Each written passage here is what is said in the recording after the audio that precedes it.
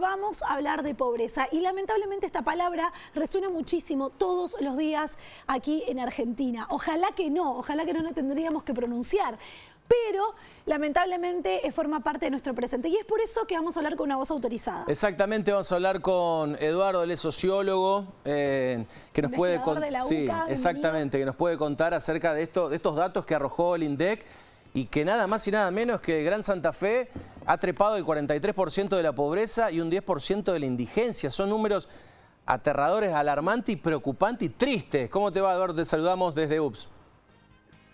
Buenas tardes, muchas gracias por el contacto. Sí, lamentablemente sí, son valores alarmantes, en este caso usted decía de Gran Santa Fe, pero son valores cercanos a los medios, ¿no? De toda la población relevada por la encuesta permanente de hogares del INDEC. Lamentablemente, bueno, es como usted dice, venimos con una cuestión estructural, ¿no? Es decir, los argentinos hace ya varias décadas que estamos en una situación de pobreza. Cuando salimos de la crisis del 2001, que empezamos a salir el año después, en el año 2002, y había un 52%, más de la mitad de población en situación de pobreza, según la medición del INDEC de ese momento, y un 21% de desocupación. Eso mejora hasta los años 2008-2009 y después se empieza a estancar. Por supuesto que en algunos momentos empeoramos, después volvimos a mejorar, pero terminamos ya en el año 2023 con valores cercanos a este 40% del que estamos hablando, y 1 de cada 10 argentinos en situación de indigencia, que son los más pobres entre los pobres, las familias que no le alcanzan los ingresos para los gastos de alimentación. Esto como una cuestión estructural que es muy importante tener en cuenta porque vemos que pasaron varios gobiernos con diferentes pensamientos políticos y económicos y ninguno le dio una solución, ninguno le pudo dar una solución tajante. En ese problema estructural que teníamos nos cayó la pandemia, como a casi todos los países del mundo, ¿no? Que nos ha golpeado más a los países que estábamos más endebles, y hay muchos sectores, puntualmente algunos específicamente de los comercios, de sectores medios o medios bajos, que no se han podido recuperar del todo todavía. Y después un tercer factor en Argentina, que es el aumento de precios, ¿no? El aumento muy sistematizado y fuerte del índice de precio al consumidor, de los alimentos también, que muchas veces está por encima del promedio general, hace que la situación sea muy compleja, ¿no? Y cada vez más compleja porque tenemos un núcleo duro de población en situación de pobreza que puede estar cercano en un 25%, ¿no? Pensemos que es ya una tercera generación que nació y vive en situación de pobreza, ¿no? Eso es lo más difícil de desarmar.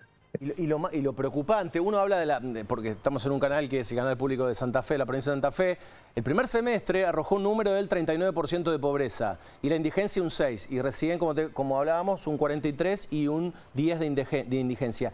Lo peor de todo, doctor, es que da la sensación de que esto sigue y no para. Ese es el gran... Como que no vemos la luz, claro, ¿no? Como que no vemos la solución a corto plazo, ni siquiera a largo, a mediano plazo, ¿no? A corto plazo complicado, parece como que no.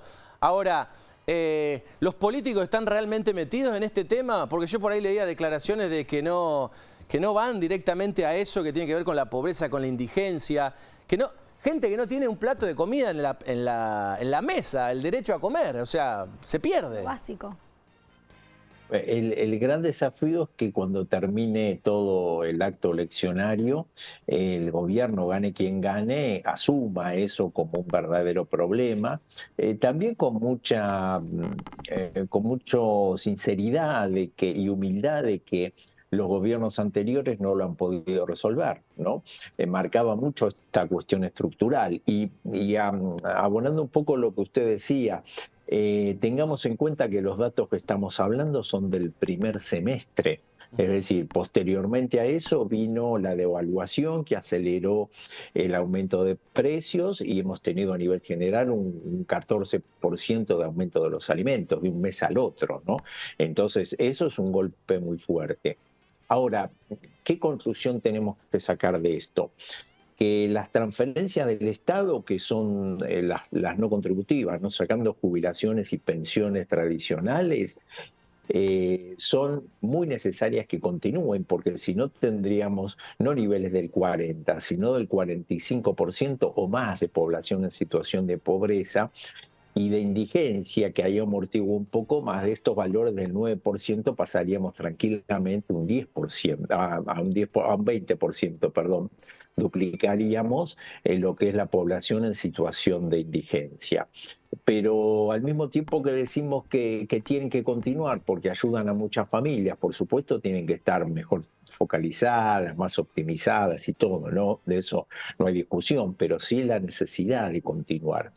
Pero hay que ser consciente que si no mejora el mercado de trabajo, no va a mejorar la situación de la calidad de vida de la población. Y para que mejore el mercado de trabajo, tiene que mejorar la estructura productiva. Es decir, los argentinos tenemos que generar más riqueza, producir más, tener muy en cuenta también algo que está muy olvidado, que son las economías regionales, cómo potenciar las economías regionales también para no forzar a las familias que están habitando en una zona que no hay una actividad laboral importante, que se trasladen a las grandes ciudades, ¿no? Tenemos varias grandes ciudades con cordones de pobreza, indigencia muy grande, y para eso ¿qué se necesita? Construir políticas de Estado que sean consensuadas entre todos los actores de la producción y el trabajo.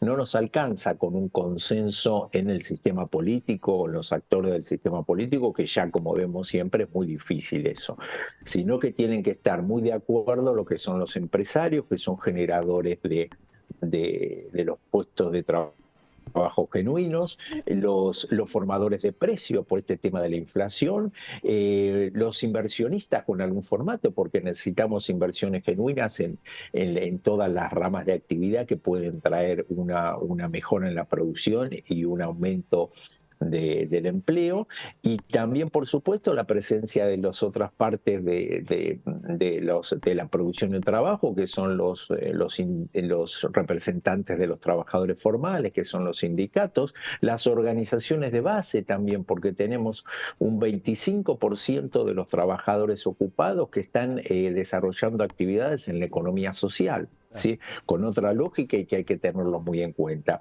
Y es imprescindible, por último, lo que es el sistema de ciencia y tecnología, las universidades, el CONICET, el INTI, el Instituto de Tecnología Industrial, de Tecnología Agropecuaria también, porque tenemos que generar más riqueza para poder de ahí repartir, y siempre teniendo muy en cuenta no solo el mercado interno, sino también la necesidad de exportaciones que tenemos.